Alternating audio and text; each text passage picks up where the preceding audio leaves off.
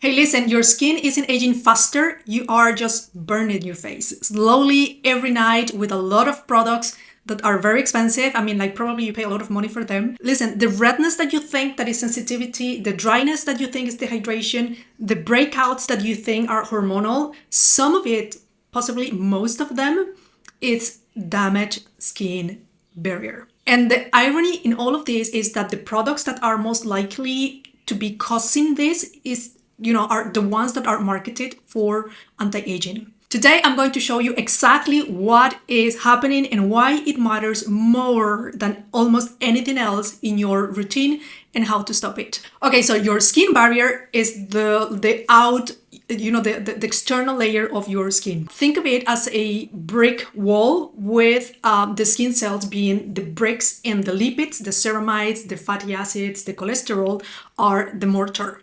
When your barrier is perfect, it does two things. One, it keeps moisture in, and then it keeps all the rest out. Bacteria, irritation, irritants, all the bad things out. When your barrier is compromised, well, both of those things fail at the same time. Moisture goes out, irritants come in. And that's how inflammation begins. And here's what most people do not understand. A compromised barrier does not always look dramatic. We're not talking about, I'm peeling, I'm bleeding. No, we're talking about persistent dryness, slightly, slight redness, skin that feels very tight after your shower, products that, they don't used to work as they used in the past. These are not necessarily signs of sensitive skin.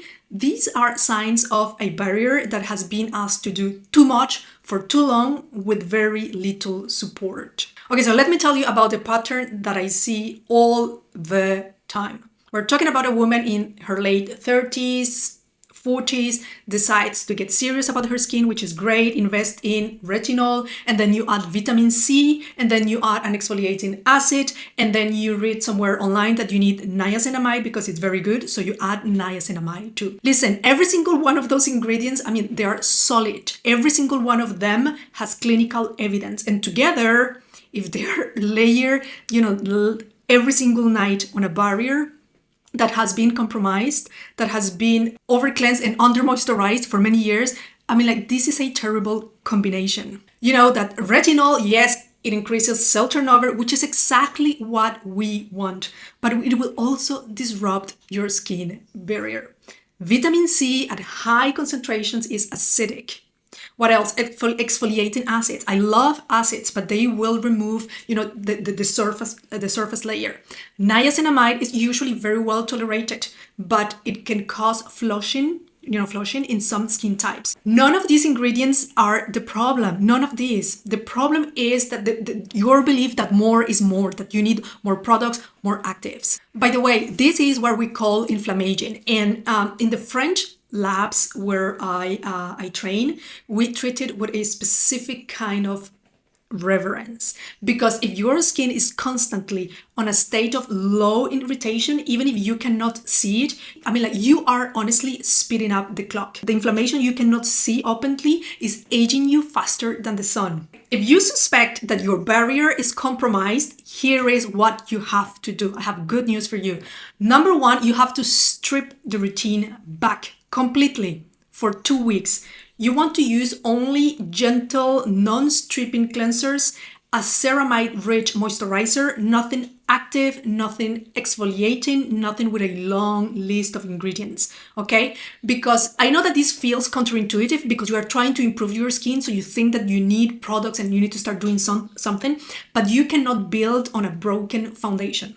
Number two, you want to reintroduce actives very slowly and one at a time. And this is very difficult, right? Because you want to wait at least 2 weeks between actives, because you want to see how your skin tolerates, how your skin responds, and how what is working and what is not. Third, you want to prioritize barrier ingredients. We're talking here about ceramides, fatty acids, and cholesterol. Niacinamide, but in low concentrations. And I'm telling you, hyaluronic acid, these ingredients, they are not dramatic. They are not, they will not give you the awesome before and after pictures that you want for Instagram, but these are the foundation. Number 4, you want to reconsider your cleanser. Over cleansing is one of the most common and most overlooked causes of barrier damage. If your skin feels, like very tight after the shower, it means that your cleanser is stripping too much. Your barrier is not an obstacle to good skin. Okay, so the most expensive serum in the world cannot work on a compromised barrier. So before you start adding anything else to your routine, you need to take care of your barrier right now. I have a quiz for you if you want to introduce acids or if you want to assess if the acid that you're using right now is the right for your skin.